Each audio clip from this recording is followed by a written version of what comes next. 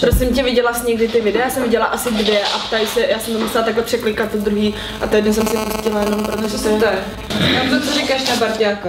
Barďák je fakt hrozně hezký. Pak mi začal říkat Honzo a hned to bylo, jako by jsme spolu vyrůstali. Velikost není všechno. Dává mi pusu. Jako na tom tam jako a já vždycky... Trvá to dlouho. On dává takovou tu pusu jako...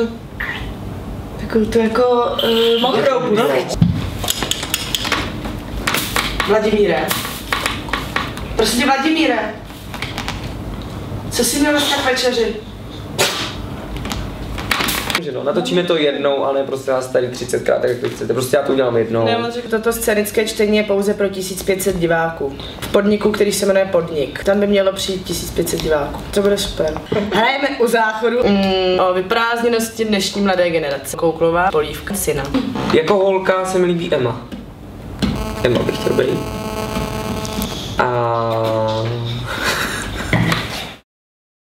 Život po titulkách, scénické čtení 1.11.21.30. Podnik.